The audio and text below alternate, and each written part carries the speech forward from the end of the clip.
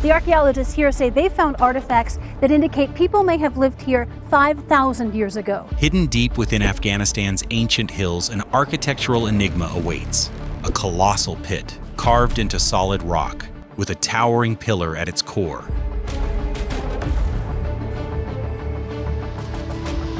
This one is being carved in the rock down the ground. Silent, perfectly preserved, utterly baffling. Was it a mere shrine, as scholars suggest, or an impossible monument built for survival? Whispers of floods by builders long forgotten? We think that this Silk Road could have been also a Buddhist road, and could have been also. If you've ever felt the irresistible pull of Earth's greatest mysteries, you'll want to stay with us. Because Takht-e Rostam isn't just history, it holds secrets the world desperately needs to uncover. The strange shape in the Afghan hills, high in the dry hills of Samangan, lies a hollow that refuses to be ignored. At first glance, from far away, it looks like nothing more than a depression in the ground, a dent on the rugged slope. Only when you walk closer do you see its real form.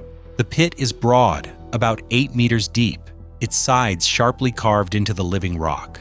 At the center stands a rounded core, like a stone tower left behind after everything else was stripped away. This central mass is not placed there. It is part of the mountain itself, left untouched, while all around it the stone was cut and cleared. The setting feels unnatural. Instead of rising upward into the sky like other sacred monuments, this place pulls you downward. To reach the core, you must descend narrow paths, crossing a trench that feels more like a moat than a walkway. Once inside, the air grows heavy and cool, the shadows deepening the impression of being enclosed. The very design limits movement, guiding visitors through a single controlled entry point. Such features are not what we expect from a holy shrine meant to welcome pilgrims. They feel instead like the marks of a fortress or a place of defense. The circular trench suggests control. The carved depth suggests shelter. Even the silence has a weight, as if the builders wanted those who entered to feel small and cautious. For any traveler seeing Takht-e Rostam for the first time, confusion is almost certain. Why would anyone create a sacred site by carving into the rock instead of raising it high in honor of the gods? The riddle begins here, with the strange choice to sink the holy into the earth. The puzzle of Buddhist attribution. That scholars usually describe Takht-e Rostam as a Buddhist stupa. On the surface, this fits, since Buddhism spread across Central Asia, leaving behind monasteries, caves, and shrines. Yet the more closely you compare, the more uneasy the label becomes. Traditional stupas were raised above ground, built in layers of stone or brick, often covered with plaster and painted in bright colors. Their purpose was clear, their form consistent. Takht-e Rostam does not follow this pattern. Here, the structure is not assembled, but carved whole from the mountain. It is monolithic, a single continuous mass shaped with deliberate geometry. There are no bricks, no mortar, no gaps to suggest later additions. The central dome was never stacked but revealed by removing the rock around it. The caves and side cells share the same style, each cut smooth with an even hand. Equally strange is the silence of the site. No inscriptions mark its dedication. No symbols of worship are cut into the walls. No statues or relics were found to link it directly to the Buddhist faith. Instead of decoration, there is restraint. Instead of open space, there is an enclosure. If monks truly created it, why did they abandon every known tradition? And why does no other stupa in the region resemble it? The silent stones and their craft. Look closer at the work itself, and the mystery deepens. The builders carved Takht-e Rostam as one whole. Every wall, chamber, and trench was cut from the same block of rock.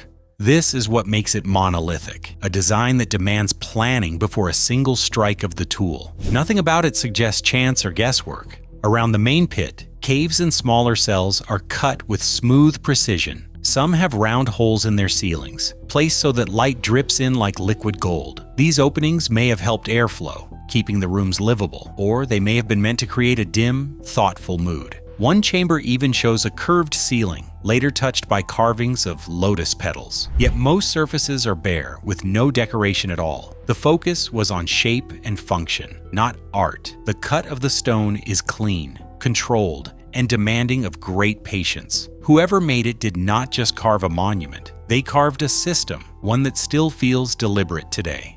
Layers of myth and memory. When later people found Takht-e Rostam, they tried to explain it in the only way they knew. Stories grew around the strange hollow and its central mound. In the great Persian poem known as the Shahnameh, the hero Rostam travels through Samangan. Local tradition began to link the site with his name, calling it his throne. Some even said he married a princess here and drank wine from the stone basin at the top. These tales are colorful, yet they also reveal something deeper. They show that even 1,000 years ago, no one really knew who built this place. To them, it already felt ancient, so they tied it to a hero of legend. Over time, the Buddhist traces faded and the folklore remained. The name Takht-e Rostam survived not because of monks, but because of myth. What began as an unexplained stone carving became a stage for memory and imagination, layered with meanings far removed from its true origin.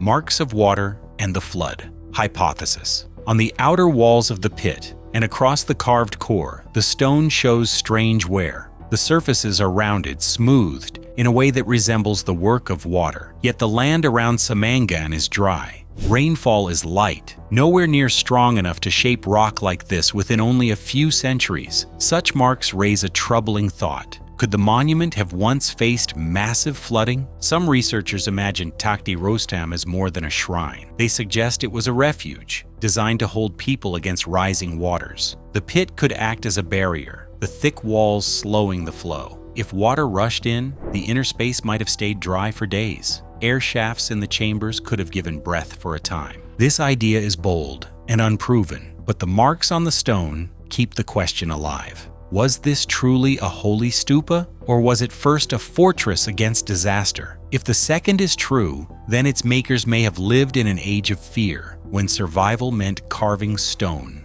itself. Lost knowledge and forgotten builders. If Takht-e Rostam was shaped for survival, then the question becomes clear. Who were the builders, and how much did they know? The effort required was enormous. Thousands of tons of rock had to be removed. The design demanded careful geometry, not random digging. This points to a group with skill, discipline, and purpose. Some believe it may connect to a time long before written history, when early societies faced harsh climates. Legends across the world speak of lost ages, of floods, and of cities swallowed by time. Could this hollow in Afghanistan belong to that pattern? Other ancient works hint at the same puzzle. From Peru to Turkey, from Egypt to India, massive stones and perfect cuts appear where they should not. Each site is called unique, yet together they form a chain. Perhaps the makers of Takht-e Rostam were part of that forgotten story. We may never know their names, but their silence is powerful. They left no script, no seal, no ruler to claim the glory. Only the stone remains, whispering of a knowledge that vanished yet never truly died. The academic dilemma. For modern scholars, Takht-e Rostam is difficult to place. The safest answer is to call it a late Kushan monument and connect it to Buddhist practice. This keeps it within a clear timeline, yet the site itself refuses to fit neatly. There are no carved records, no royal marks, no clear evidence of its start. The claim rests mostly on style, not on proof. Archaeology values order. It prefers clean categories and simple origins, but here the facts are thin. The structure does not match other stupas, and the engineering feels out of step with the suggested era. To call it Buddhist may be correct, but it may also be a cover for our lack of certainty. This is the dilemma. Do we accept the label and move on, or do we admit the gaps and look deeper? By holding too tightly to the safe answer, we risk ignoring the louder truth. The stone itself is the strongest witness, and it is not finished speaking. The bigger pattern of megaliths. Takht-e Rostam is not the only riddle of stone. Across the world, we see works that seem far beyond the reach of their supposed builders. In Egypt, blocks weighing hundreds of tons were stacked with a precision that still stuns engineers. In Lebanon, the stones at Baalbek rest like mountains, shaped by human hands. In Peru, Walls at Sacsayhuaman locked together so tightly that even a blade of grass cannot slip between the blocks. Each culture is credited with its own miracle, yet the methods remain unclear. Simple tools and sheer labor may explain part of it, but the scale and detail suggest something more.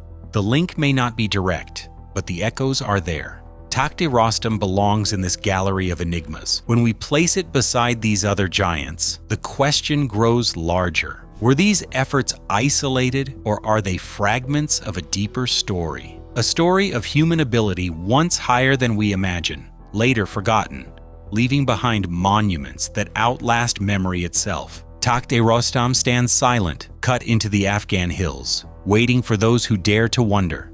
This architecture shows the advanced technical and artistic skills that existed in Afghanistan. The safe tale says it is only a Buddhist shrine, built and left behind, yet the shape, the craft, and the scars hint at something deeper. Perhaps it was a shelter, a memory of an older world. We cannot be certain. And maybe that is the point. Some truths are not written in books, but in the stone itself. The question remains, who carved this throne? And what story did they try to leave for us to uncover?